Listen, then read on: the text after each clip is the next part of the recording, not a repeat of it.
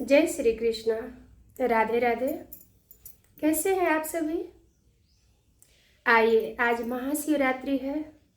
ये हम सबको पता है कि आज के दिन मेरे भोले बाबा का विवाह हुआ था, यानी शिव और सती का मिलन हुआ था। हम सभी जानते हैं, वर्षों से इस बात को जानते आ रहे हैं।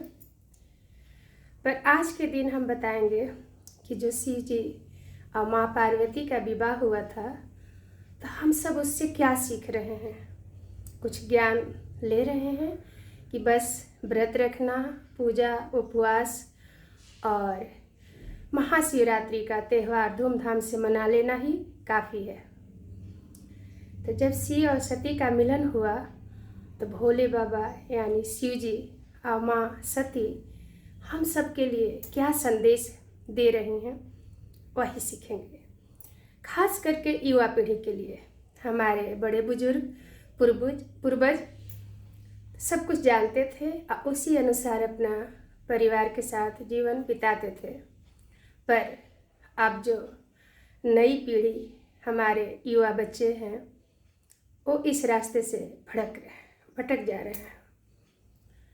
व्रत त्यौहार तो जानते हैं, उपवास भी करते हैं, मंदिर भी जाते हैं, तीर्थ भी जाते हैं, पर शिव जी और सती जी का मिलन हमें क्या संदेश, क्या ज्ञान देता है, क्या ज्ञान हमको मिलता है, उसको पूरी तरह से नहीं जान पा रहे हैं। उसी पे हम बात करेंगे। आइए भगवान जी को थोड़ा सा स्तुति कर लें। कर्पूरगौरं करुणावतारं संसारसारं भुजगेन्द्रहारं सदा वसन्तं हृदयारविन्दे भवं भवानी सहितं नमामि, भवं भवानी सहितं नमामि। हमारे शिव जी, आप सभी के शिव जी करुणा के अवतार हैं। करुणा इतना अधिक कि किसी का दुख उन्हें देखा नहीं जाता है। मैं बहुत ही सिंपल, साधारण, कोई संस्कृत शब्द नहीं, कोई कठिन शब्द नहीं, साधारण से भाषा में, जैसे छोटे बच्चे को कहानी कहा जाता है, बिल्कुल ऐसी बता रही हूँ कि एक लड़का और एक लड़की होते हैं। जैसे अभी आज के युग में भी बच्चे हैं, और वो जो लड़का है वो बिल्कुल तपस्वी है, पहाड़ पे रहता है, बहुत कम वस्त्र, यानी वस्त्र न के बराबर, कुछ भी खा लेना, ध्यान में रहना। और एक लड़की होती है बहुत खूबसूरत, एक राजा की बेटी। और वो जो राजा की बेटी है वो कहती है कि हम शादी आप ही से करेंगे, और वो नौजुवक लड़का कहता है कि नहीं, तुम मेरे साथ जीवन नहीं बिता पाओगी, क्योंकि मेरे पास समय बिताना कठिन है। मैं तपस्वी हूँ, न मेरे पास घर है, न परिवार है, न सुख का कोई साधन है।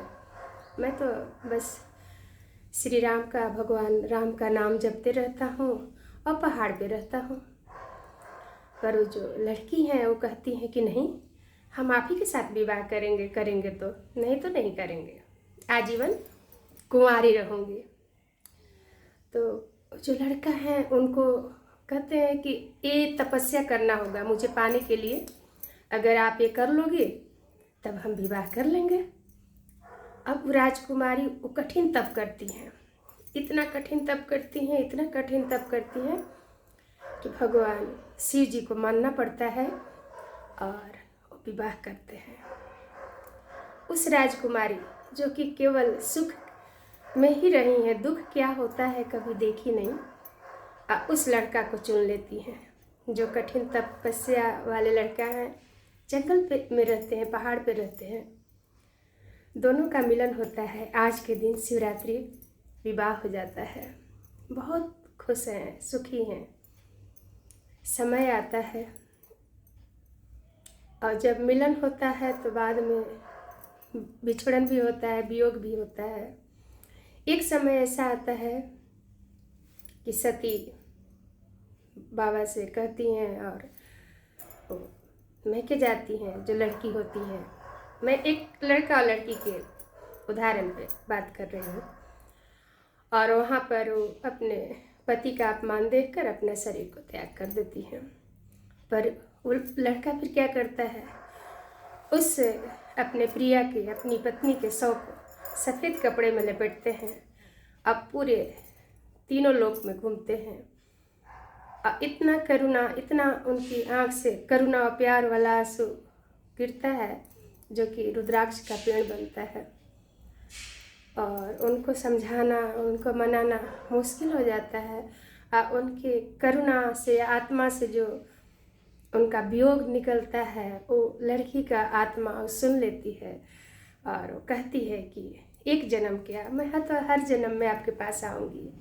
अब फिर वो आती हैं पार्वती के रूप में और फिर से मिलन होता है। और फिर से शिव और सती का मिलन पार्वती के रूप में होकर शंकर और पार्वती बनते हैं, जहाँ पर शंकर, पार्वती या उनके बच्चे होते हैं, सुखी परिवार होता है।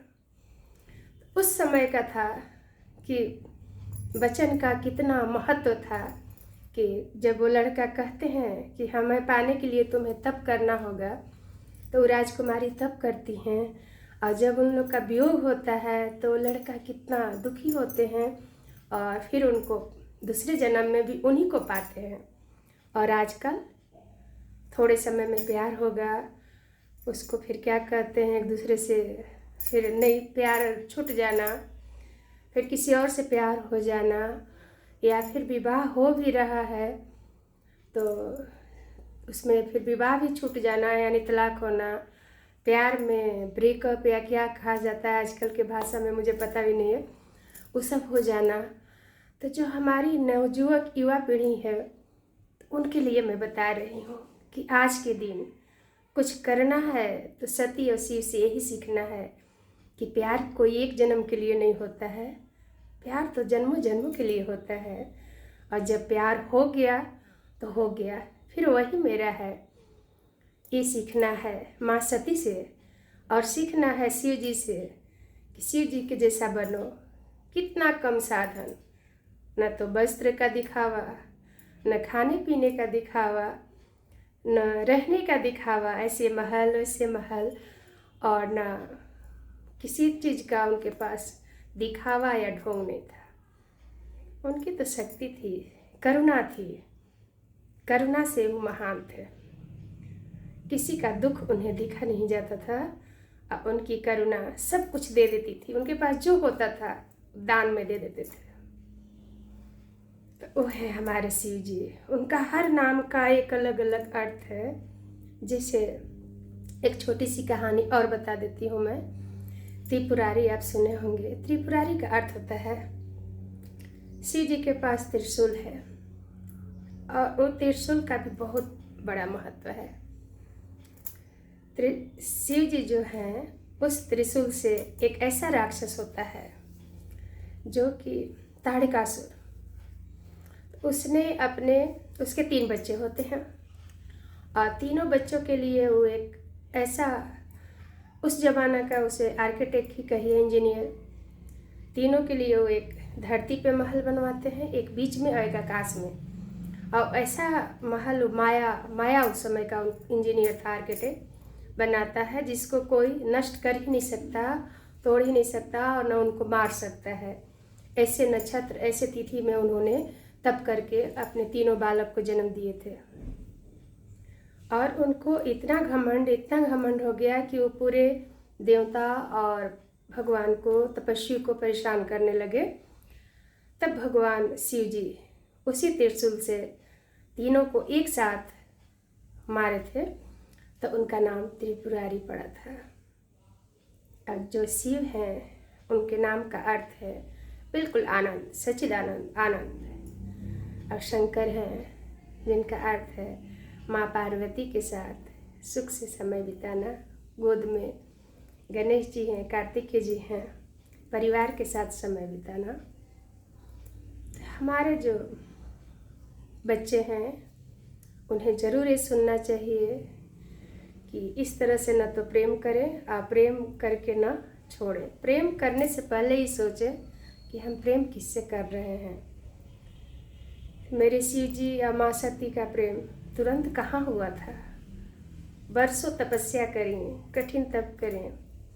शिव जी ने कितनी परीक्षा लिए माँ सती के, तब जाकर एक दूसरे को चुने थे, व्रण किए थे, विवाह हुआ था।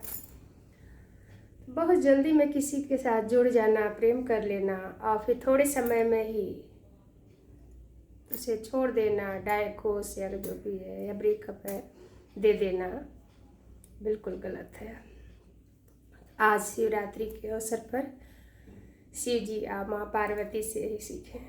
आज हम सब व्रत रखते हैं, माला जाप करते हैं, कथा सुनते हैं, पूजन करते हैं, भजन करते हैं, कीर्तन करते हैं। तो साथ साथ मनन करें, चिंतन करें शिव जी और माँ पार्वती सती का जीवन कैसा था। एक राजकुमारी होकर उन्होंने ऐसे लड़के को चुन लिया और ऐसा ही जीवन, कभी दुखी नहीं हुई कि हमारे पति के पास कुछ नहीं है। तो जितना कम में रह पाए तो रह लें, कोई ज़रूरत नहीं है आडंबर करने की। खुश रहें। अगर हम खुश हैं, मेरा दिल हृदय सदा दूसरे को भी खुश देखकर खुश है, खुद भी खुश है, तो हमारे अंदर शिव है। और अगर हम किसी दूसरे को देखकर ईर्ष्या करते हैं, दुख महसूस करते हैं, तो फिर वह सुख नहीं, वह शरीर 100 हो जाता है, 100 में बदल जाता है। इसलिए सदा खुश रहें, अपने अंदर शिव को महसूस करें, खुश रहें। आगे मिलेंगे कोई सुंदर सा वीडियो के साथ। आइए भगवान जी का भजन कर लेते हैं। हरि ओम तत्